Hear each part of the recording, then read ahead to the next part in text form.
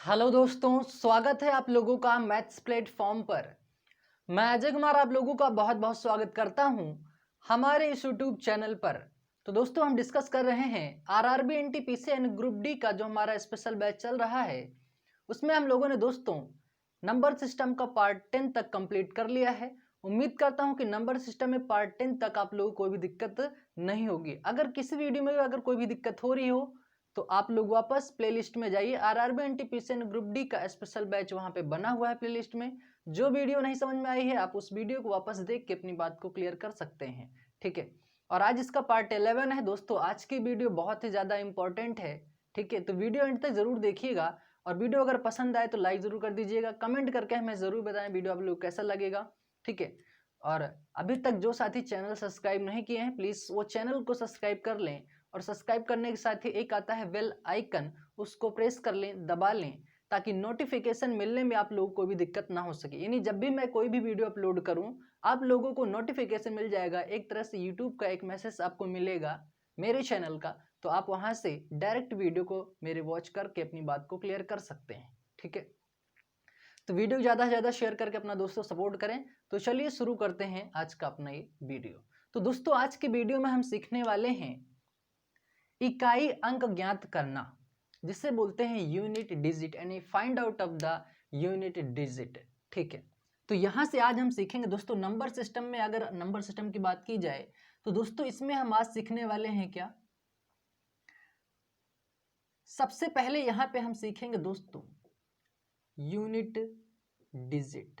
उसके बाद सीखेंगे नंबर ऑफ जीरोस। ठीक है, यानी शून्यों की संख्या ज्ञात करना, इकाई अंक ज्ञात करना, और इसी में हम सीखेंगे नंबर ऑफ प्राइम फैक्टर, यानी अभाज्य गुणनखंडों की संख्या ज्ञात करना। ठीक है, इन सारी बातों को हम क्लियर करेंगे इस वीडियो में। ठीक है, इस वीडियो मतलब सबसे पहले तो आज हम यहाँ पे क्लियर करेंगे यूनिट डिजिट, जिसे बोलते हैं इकाई अंक, एकल एकल अंक बोलते हैं, मात्रक भी बोलते हैं, यूनिट डिजिट भी बोलते हैं। ठीक है, तो इन सारे वर्डों को हम याद करके रखेंगे, समझ के रखेंगे। एग्जाम लैंग्वेज है, अगर इन बातों की हमें जानकारी रहेगी तो हमें क्वेश्चन को सॉल्व करने में कोई भी दिक्कत नहीं होगी। ठीक है, तो फिलहाल हम एक एक बात आगे हम क्लियर करेंगे। तो आज हम सीखेंगे सबसे पहले यूनिट डिजिट, यानी find out of the unit digit, यानी इकाई अंक ज्ञात करना। ठीक है, तो चलिए सबसे पहले आप हेडिंग लगाइएगा यूनिट डिजिट। अगर यूनिट डिजिट की बात की जाए दोस्तों तो यहाँ पे थोड़ा सा हम एक बेसिक जानकारी ले लेते हैं। यूनिट डिजिट की अगर बात करें तो हम, यानी इकाई अंक की, देखो इसको बोलते हैं भाई इकाई अंक। क्या बोलते हैं? इकाई अंक बोलते हैं। एकल अंक भी बोलते हैं, मात्रक भी बोलते हैं, और इसे यूनिट अंक भी बोलते हैं। ठीक है, तो इन सारे वर्डों को हम याद, यानी हम समझ के रखेंगे, याद रहेगा हमें। तो एग्जाम में अगर इनमें से कोई भी एक वर्ड आपसे पूछेगा तो आप समझ जाएंगे कि वो इकाई अंक की ही बात कर रहा है। ठीक है, तो कंफ्यूजन नहीं होना चाहिए भाई। अगर मान लो एकल अंक पूछ लिया तो आप लोगों को एकल अंक ही नहीं पता होगा तो कैसे पता करेंगे भाई। तो इसलिए इन सारी चीज़ों को हमें जानकारी होनी चाहिए। ठीक है, अब यहाँ पे जैसे मैं एक एग्जाम्पल लिख रहा हूँ, अगर मैं यूनिट डिजिट आपको पढ़ा रहा हूं तो इकाई अंक कैसे पता चलेगा। जैसे मान लो मैं आपके सामने ये कोई संख्या लिख दिया 2575। अब अगर इसमें अगर इकाई अंक की बात की जाए दोस्तों तो इसमें इकाई अंक होगा यहाँ, ये जो हमारा है ये हमारा इकाई अंक है। इकाई अंक इसमें अगर इस संख्या में अगर इकाई अंक की बात की जाए तो यहाँ पे आप बता सकते हैं बिल्कुल 5 है। क्या है? 5 है। और अगर बात की जाए यहाँ पे, जैसे मैं कोई और संख्या लिख दूं, ठीक है, अब इसमें पूछ ले कि भाई इसमें इकाई अंक क्या है, तो आप इसमें बिल्कुल बता सकते हैं कि इकाई अंक जो है दोस्तों, इकाई अंक कितना है? 7 है। कितना है? यहाँ पे ये 5 है और यहाँ पे ये कितना है भाई? 7 है। तो इसमें आप लोगों को नंबर सिस्टम के पहले ही पार्ट में मैंने एक अच्छी सी बात क्लियर करवाई थी कि दुनिया में सिर्फ 10 ही अंक हैं, और वो अंक क्या थे? 0 से लेके 10 तक, ये मैंने बात बताया था। अब एक बात बताओ दोस्तों, इकाई के अंक पे अंक कौन से आ सकते हैं? 0 आएगा, 1 आ सकता है, 2 आ सकता है, 3 आ सकता है, 4 आ सकता है, 5 आ सकता है, 6 आ सकता है, 7 आएगा, 8 आएगा, 9 आएगा। इन अंकों के अलावा और कोई संख्या आएगी क्या? और मैंने ये भी बताया था कि इन सभी अंकों को मिला के संख्याएं बनाई जाती हैं। ये चीज आप लोगों को बहुत अच्छे से पता होगा, ठीक है। तो इकाई अंक पे हम ऐसा कह सकते हैं, आप नोट में लिख लीजिएगा अच्छे से। नोट में आप लिखेंगे इकाई के स्थान पर, इकाई के स्थान पर 0 से 9 तक, 0 से 9 तक कोई संख्या, कोई भी एक संख्या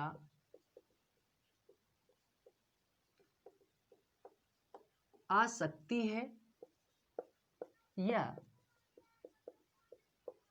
हो सकती है। ठीक है दोस्तों, उम्मीद करता हूं कि इतनी बात आप लोगों को समझ में आई होगी। अगर मैं यूनिट डिजिट की बात करूं दोस्तों, वापस एक बार फिर से समझ लीजिए। यूनिट डिजिट का मतलब होता है इकाई अंक, एकल अंक भी बोलते हैं, मात्रक भी बोलते हैं, यूनिट अंक भी बोलते हैं, ठीक है। तो इन एग्जाम लैंग्वेज को हम समझ के चलेंगे तो एग्जाम में हमें क्वेश्चन को सॉल्व करते टाइम पे कोई दिक्कत नहीं होगी। अब अगर मात्रा का आ गया तो मात्रा का आपको पता ही नहीं होगा तो आप कैसे समझ पाएंगे उसको, ठीक है। तो इसलिए मैंने ये सारे वर्डों को मैंने यहाँ पे लिख दिया। मैंने आप लोगों को ये समझाया कि अगर कोई संख्या लिखी हुई है और उसमें इकाई अंक से आपकी बात की जाए तो इकाई अंक पे जो ये हमारा जो है, ये हमारा पहला अंक जो इसमें है इस तरफ से, वो हमारा क्या होगा, इकाई अंक होगा। और यहाँ पे इस संख्या की अगर बात की जाए, यानी 35,767 की बात की जाए, इसमें इकाई अंक की बात की जाए तो आप इसमें बताएंगे इकाई अंक 7 है, ठीक है।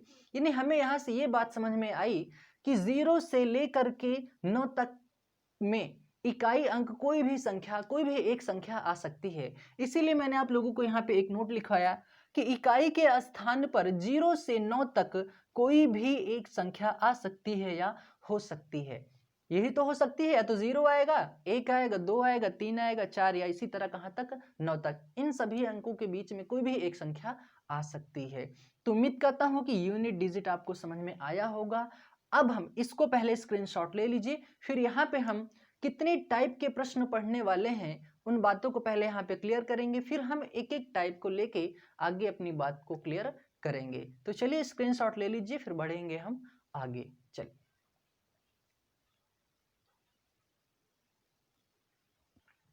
तो दोस्तों यहां से हम आगे अपनी बात को क्लियर करते हैं। तो हम क्या सीखेंगे, सीख रहे हैं यूनिट डिजिट यानी इकाई अंक ज्ञात करना।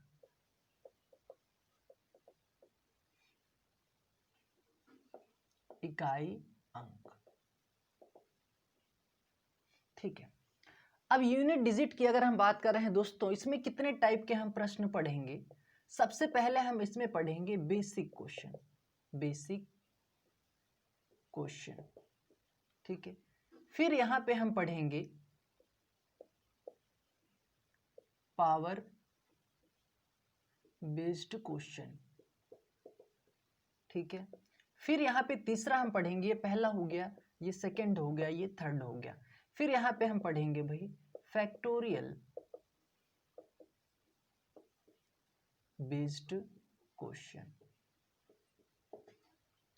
फिर यहाँ पे हम जो चौथा पढ़ेंगे, ये पढ़ेंगे हम स्पेशल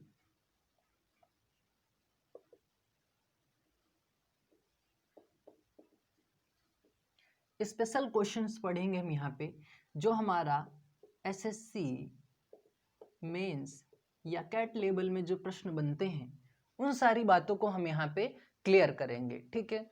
तो यहाँ पे अगर हम बेसिक क्वेश्चन की, अब यहाँ पे हम सबसे पहला वाला स्टार्ट करेंगे, यानी एक यूनिट डिजिट में अगर मैं इतना, अगर आप लोगों को समझ में आ गया तो कोई भी प्रश्न ऐसा नहीं होगा जो आप लोग यूनिट डिजिट फाइंड आउट नहीं कर पाएंगे, ठीक है।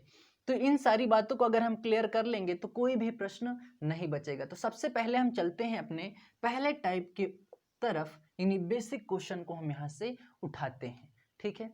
तो चलिए यहाँ पे हम पढ़ेंगे बेसिक क्वेश्चन, क्योंकि अगर बेसिक लेवल से अगर हम बात करेंगे तो आगे प्रश्न अगर हमारा पावर बेस्ड क्वेश्चन बनेगा, फैक्टोरियल बेस्ड क्वेश्चन बनेगा, या स्पेशल जो हमारे क्वेश्चन होंगे उसको सॉल्व करने में कोई दिक्कत नहीं होगी। तो अगर मैं पहले प्रश्न की बात करूं यहां से दोस्तों, अगर मैं पहले प्रश्न की बात करूं,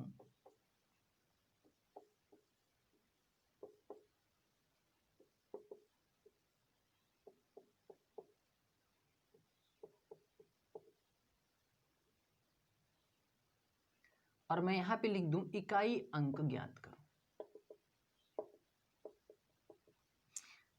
यह है दोस्तों बेसिक लेवल का क्वेश्चन, ठीक है। अब यहाँ पे आपसे पूछा है इन संख्याओं, जो ये संख्या दी हुई है गुणे में, यानी गुणात्मक जो व्यंजक आपको दिया हुआ है, बोल रहा है इसका इकाई अंक आप ज्ञात कीजिए।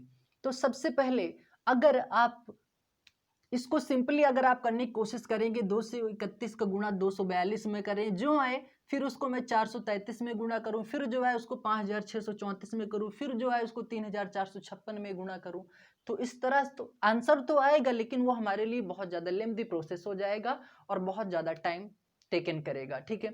तो समय को बचाते हुए हमें कम समय में ज़्यादा प्रश्न को करना होता है, तो उसी बात को ध्यान देते हुए यहाँ पे हम बातों को अपने क्लियर करेंगे। हम सीख क्या रहे हैं, इकाई अंक ज्ञात करना, ये यूनिट डिजिट। देखो एक बात और मैं बता दूं, इकाई अंक को अंतिम अंक भी बोल सकता है कि अंतिम अंक ज्ञात कीजिए, तो ये भी आप लोग याद रखेंगे, ठीक है। तो यहाँ पे हम सीख रहे हैं इकाई अंक ज्ञात करना, तो हमें ऐसा करने की जरूरत नहीं है कि 231 में 242 का गुणा करें, जो आए फिर इसमें करें, जो आए फिर इसमें करें, ऐसा कुछ भी नहीं करना है। हमें इकाई अंक से मतलब है, अगर यहाँ पे 231 में इकाई अंक की बात की जाए तो यहाँ पे कितना है भाई, एक है, आप एक लीजिए। अगर यहाँ पे इकाई अंक की बात की जाए तो यहाँ पे 2 है, यहाँ पे 2 लिख लीजिए। यहाँ पे इकाई अंक की बात की जाए तो यहाँ पे इकाई अंक 3 है, 3 लिख दीजिए। यहाँ पे इकाई अंक की बात की जाए तो यहाँ पे 4 है, यहाँ पे 4 लिख दीजिए। जो साइन है आपको बीच में साइन लगा देना है, ठीक है। और यहाँ पे पहला प्रश्न समझ में आ गया दोस्तों। थोड़ा टाइम भले ही लगेगा, लेकिन आगे जो प्रश्न हम करेंगे उसमें ऐसे सेकंडों में इस टाइप के प्रश्न को आप सॉल्व कर लेंगे, ठीक है। तो सबसे पहले बेसिक को समझना बहुत ज़्यादा जरूरी है। अब देखो, अगर अब यहाँ पे देखो इन सब इकाई अंक हम यहाँ से पता कर लिए सबका, अब ये हमारे लिए कैलकुलेशन आसान हो गया कि नहीं हो गया। अब देखो, एक का अगर हम 2 से गुणा करेंगे तो कितना होगा भाई, 2 होगा, ठीक है, 2 आ गया। 2 का गुणा अगर हम 3 में करेंगे कितना आ गया, 6 आ गया, ठीक है। ध्यान से देखना, फिर इस 6 का गुणा हमें यहाँ पे करना है, 6 चौकों कितना हो जाएगा, 24 हो जाएगा। अब 24 में देखो, अब यहाँ पे हमें 24 का गुणा पूरे में नहीं करना है, हमें तो कैलकुलेशन को आसान करना है, हमें तो इकाई अंक से मतलब है, इकाई अंक ज्ञात करना है। अगर 24 में इकाई अंक की बात की जाए तो इकाई अंक 4 है, और 4 का गुणा अगर हम 6 में करेंगे तो कितना होगा, 4 छंग 24 हो जाएगा। और लास्ट में अब हमें आगे और गुणा नहीं करना है। तो अगर यहाँ पे इकाई अंक की बात की जाए दोस्तों, तो 24 में इकाई अंक क्या दिख रहा है, 4।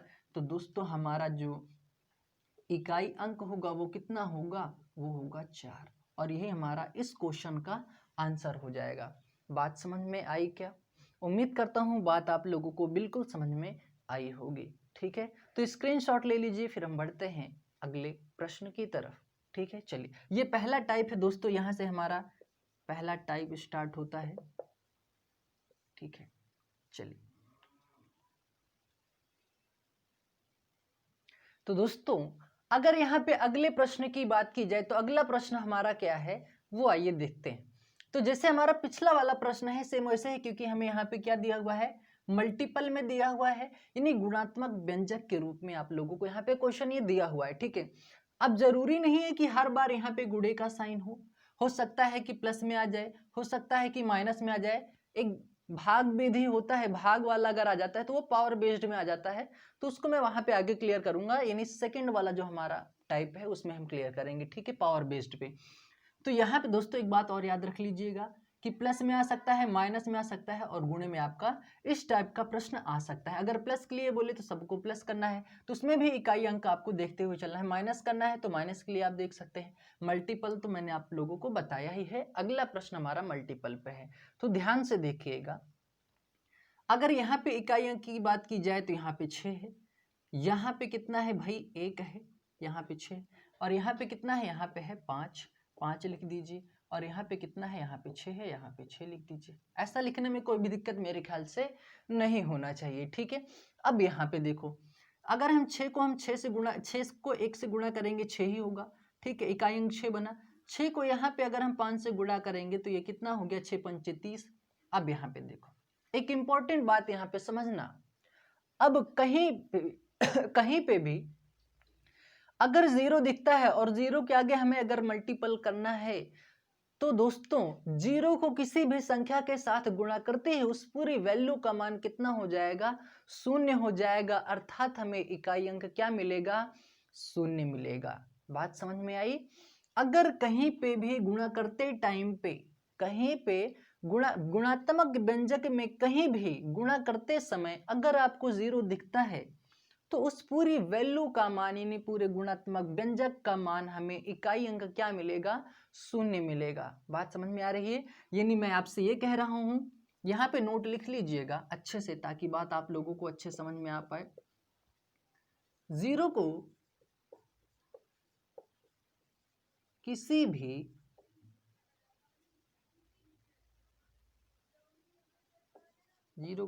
भी संख्या के साथ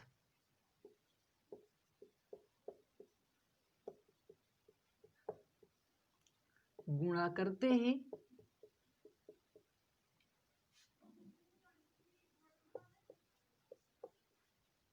पूरी वैल्यू का मान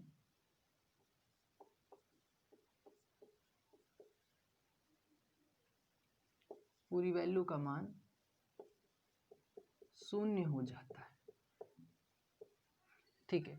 नहीं, मैं आपसे ये कह रहा हूं जीरो को अगर आप किसी भी संख्या से अगर आप गुणा करेंगे तो क्या आ जाएगा, उसका मान जीरो आ जाएगा। और जीरो आ जाएगा तो हमें यहां से क्या पता चलेगा कि यहां पे हम बोल सकते हैं आसानी से कि इकाई अंक उसका क्या होगा भाई, इकाई अंक होगा उसका जीरो। और यही हमारा इस प्रश्न का आंसर होगा। ठीक है।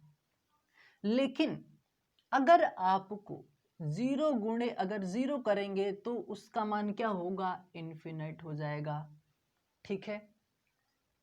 अगर जीरो को जीरो से गुणा करेंगे तो इन्फिनिट होगा। लेकिन जीरो का मान मैंने आपसे क्या कहा, जीरो का मान zero does not equal zero.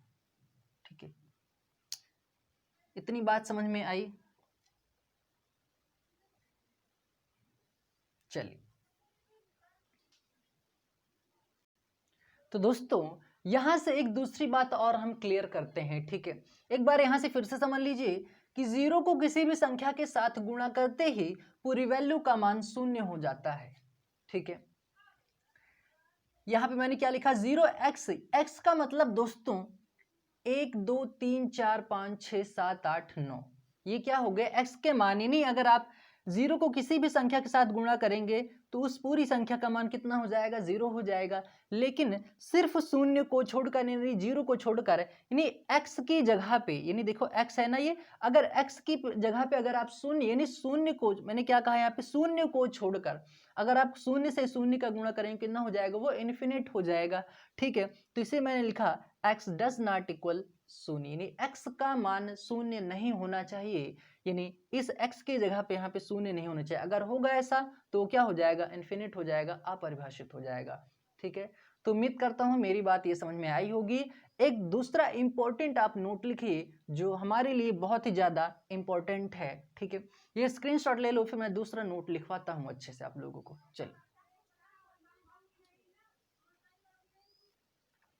तो दोस्तों दूसरा नोट लिखिएगा यहाँ पे अच्छे से। दूसरा नोट हमें क्या यहाँ पे देखना है कि किसी भी गुणात्मक व्यंजक में, किसी भी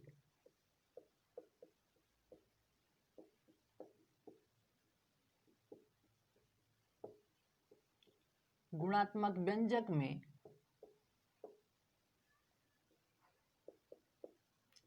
अगर 5 दिख जाए तो, मैंने क्या कहा, 5 दिख जाए तो आप लोगों को करना क्या है, मैंने आपसे क्या कहा, किसी भी गुणात्मक व्यंजक में अगर 5 दिख जाए तो, यानी मैं आपसे ये कह रहा हूं ये 5 है। ठीक है।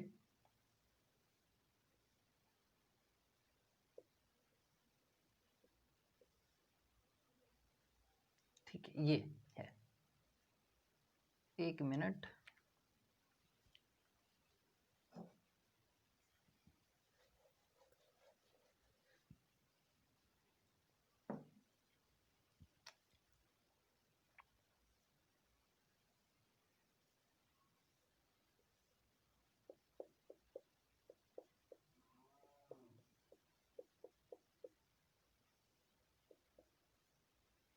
अब देखो दोस्तों, अगर हम 5 को किसी भी विषम संख्या के साथ गुणा करेंगे तब हमारा रिजल्ट क्या होगा, ध्यान से देखिएगा। 5 का गुणा अगर हम 1 में करेंगे कितना आएगा, 5 आएगा।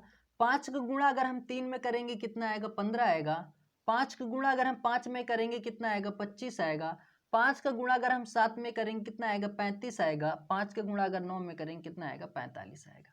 इतनी बात समझ में आई। तो यहाँ पे अगर आप लोग देख पा रहे होंगे कि 5 को अगर हम किसी भी विषम संख्या के साथ गुणा करते हैं तो उसका इकाई अंक देखो 0.5 लिख सकते हैं। इकाई अंक देखो यहाँ पे 5, यहाँ पे भी इकाई अंक 5। इकाई अंक सीख रहे हैं तो इकाई अंक से हमें मतलब है इकाई अंक कितने आ रहे हैं इसमें, 5 5। तो दोस्तों यहां से हमें एक इंपॉर्टेंट बात समझ में आई।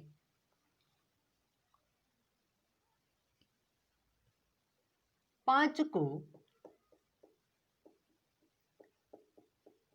किसी भी विषम संख्या के साथ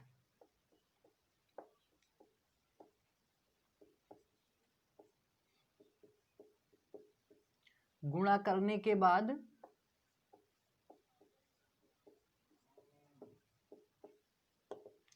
इकाई अंक हमेशा 5 ही प्राप्त होगा।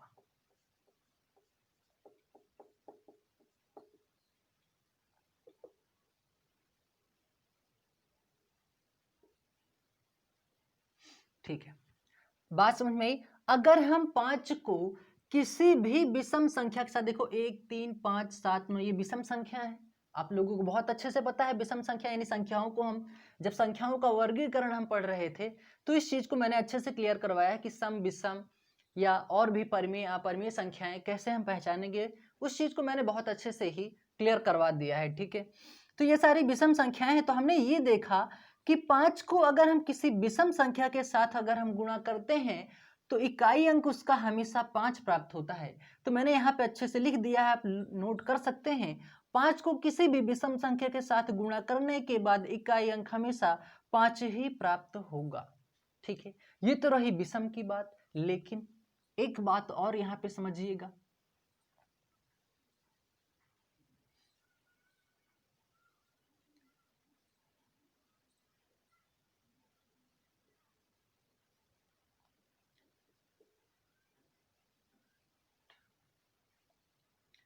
कितना है भाई, 2 4 6 8, ये आपके सामने लिखा हुआ है।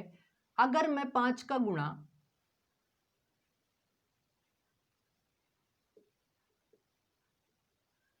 2 में करता हूं ये 10 हो जाएगा। 5 का गुणा अगर हम 4 में करेंगे 20 हो जाएगा। 5 का गुणा 6 में करेंगे ये 30 हो जाएगा।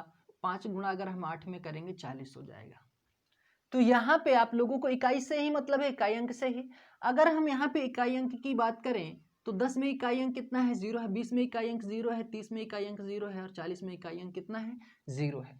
तो यहाँ से हमें ये पता चला कि 5 को अगर हम किसी सम संख्या के साथ गुणा करेंगे तो उसका इकाई अंक हमेशा 0 प्राप्त होगा। इतनी बात समझ में आई।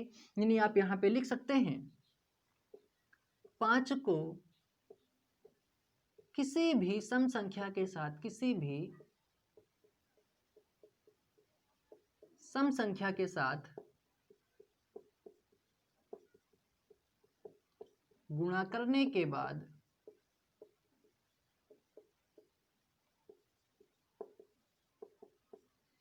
हमेशा गुणा करने के बाद इकाई अंक हमेशा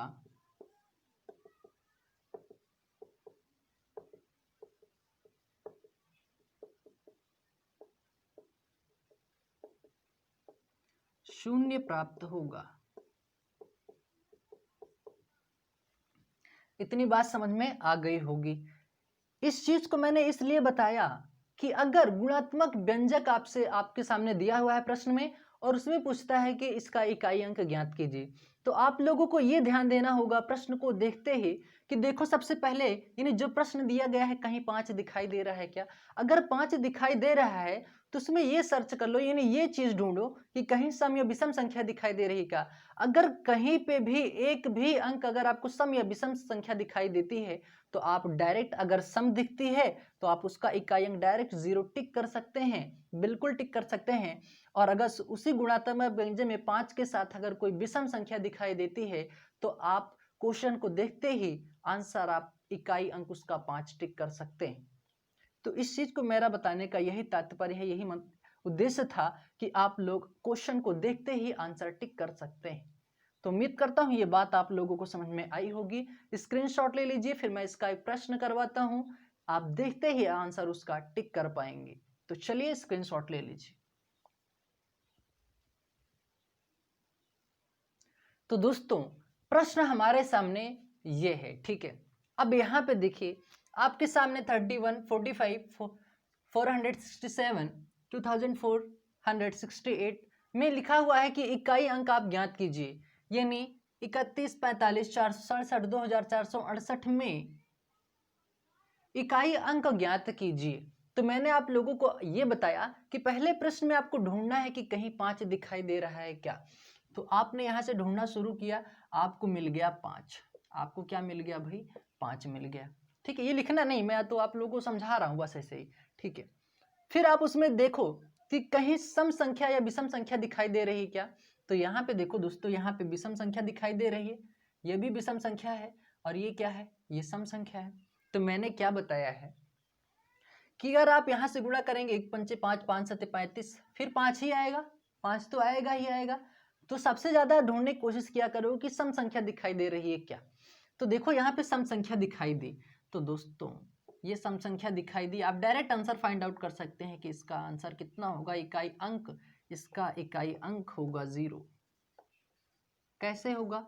क्योंकि मैंने अच्छे से क्लियर करवा दिया है कि 5 के साथ, 5 को किसी भी सम संख्या के साथ गुणा करते ही उसका इकाई अंक हमेशा 0 ही प्राप्त होगा।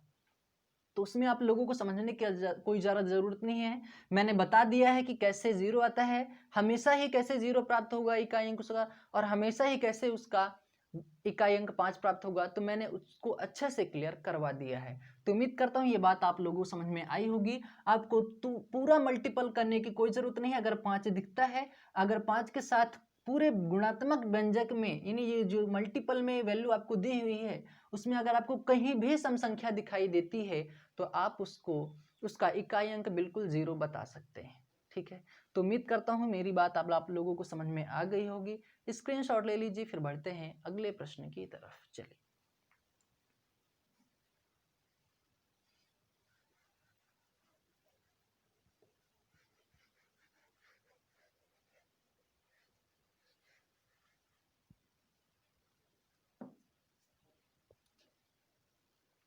तो दोस्तों अगला प्रश्न हमारे सामने ये है, ठीक है। अब यहाँ पे देखो मैंने आप लोगों को क्या बताया कि सबसे पहले 5 को ढूंढने की कोशिश करो गुणात्मक व्यंजक में। तो हमने यहाँ से ढूंढना शुरू किया, तो हमें यहाँ पे मिल गया 5, ठीक है। 5 मिल गया। अब यहाँ पे देखो कहीं भी सम संख्या दिखाई दे रही है क्या? एक हमारा विषम संख्या है, एक हमारा विषम संख्या है, और 7 भी हमारा विषम संख्या है। तो भाई अगर इसका हम गुणा करेंगे तो हमेशा कितना आएगा? विषम संख्या को हमेशा गुणा करने के बाद इकाई अंक हमेशा कितना प्राप्त होगा? 5 ही प्राप्त होगा। तो आपको यहाँ 5 दिखा, यहाँ पे सारी विषम संख्याएं दिखी, तो आप इतना करने की जरूरत नहीं है, आप इकाई अंक बिल्कुल उसका 5 बता सकते हैं। समझ में आ गई होगी बात मेरी, ठीक है। अब स्क्रीनशॉट ले लीजिए, फिर मैं कुछ और प्रश्न करवाता हूं आगे। चलिए तो दोस्तों अगला प्रश्न हमारे सामने ये है, एक और इंपॉर्टेंट बात सीख लीजिए। अगर 5 नहीं दिखता है कोई बात नहीं, अगर किसी भी गुणात्मक व्यंजक में, यानी जो गुणात्मक व्यंजक यानी आपको जो मल्टीपल में जो वैल्यू दी हुई है, अगर कहीं पे भी इकाई अंक अगर आप लोगों को 0 दिखता है तो उस पूरी वैल्यू का मान कितना हो जाएगा? 0 हो जाएगा, और आप उसका इकाई अंक क्या बताएंगे? 0 बताएंगे। जैसे यहाँ पे इकाई अंक 6 है, ठीक है, यहाँ पे भी इकाई अंक 6 है, ठीक है। यहाँ पे अगर इकाई अंक की बात की जाए तो यहाँ पे 0 है, और यहाँ पे अगर इकाई अंक की बात की जाए तो यहाँ पे 2 है, ठीक है। तो मैंने क्या बताया था कि 0 को किसी भी संख्या के साथ गुणा करने के बाद उसका मान हमेशा 0 आएगा, तो आप यहाँ पे उसका इकाई अंक क्या बताएंगे? इकाई अंक यानी यूनिट डिजिट आप यहाँ पे बिल्कुल बता सकते हैं कितना होगा, 0 होगा, और ये हमारा क्या हो जाएगा? आंसर हो जाएगा। ठीक है, तो सबसे पहले मैंने आप लोगों को ये बताया कि अगर 5 को किसी भी विषम संख्या के साथ गुणा करेंगे तो इकाई अंक उसका हमेशा 5 प्राप्त होगा, और 5 को अगर किसी भी सम संख्या के साथ गुणा करेंगे तो उसका इकाई अंक यानी सम संख्या के साथ गुणा करेंगे तो उसका इकाई अंक कितना आएगा? 0 आएगा। और अगर किसी भी गुणात्मक व्यंजक में अगर आप लोगों को इकाई के स्थान पर अगर 0 दिखाई दे जाता है तो उसका इकाई अंक हमेशा कितना आएगा? 0 आएगा। कैसे आएगा? क्योंकि 0 किसी भी संख्या के साथ गुणा करने के बाद हमेशा 0 की प्राप्ति होती है। ठीक है, तो इन सारी बातों को हम यहाँ पे क्लियर किए। उम्मीद करता हूँ कि मेरी बात आप लोगों को अच्छे से समझ में आई होगी। ठीक है, तो ये थे दोस्तों बेसिक क्वेश्चन। ठीक है, तो उम्मीद करता हूँ ये बात आप लोगों को समझ में आई होगी। ठीक है, स्क्रीनशॉट ले लीजिए ये। तो दोस्तों ये था आज का हमारा इंपॉर्टेंट वीडियो। उम्मीद करता हूँ कि आप लोगों को समझ में आया होगा। फर्स्ट टाइप इसका जो है वो कंप्लीट हो गया है। सेकंड टाइप हम पढ़ेंगे अगले वीडियो में। यानी सेकंड टाइप हमारा ऐसा होगा कि आप लोगों को इकाई अंक दिया होगा। इकाई अंक अभी इस वाले प्रश्न में हम क्या करते हैं? इकाई अंक ज्ञात करते हैं। ठीक है, इकाई अंक ज्ञात करते थे, लेकिन जो हमारा अगला टाइप बनेगा उसमें आप लोगों को इकाई अंक दिया होगा, और जो यहाँ पे वैल्यू जो दी हुई होगी किसी एक अंक को स्टार के रूप में देगा और वो बोलेगा कि स्टार का मान बताइए। ठीक है, तो इस प्रकार के प्रश्न बनेंगे, तो उसको हम अगली वाली वीडियो में क्लियर करेंगे अच्छे से। ठीक है, तो दोस्तों वीडियो ज़्यादा से ज़्यादा जरूर शेयर कर दीजिएगा। वीडियो आप लोगों को कैसे लगी आप लोग कमेंट करके हमें ज़रूर बताएं, लाइक ज़रूर कर दीजिएगा। तो मिलते हैं फिर अगली वीडियो में, तब तक के लिए थैंक यू। जय हिंद।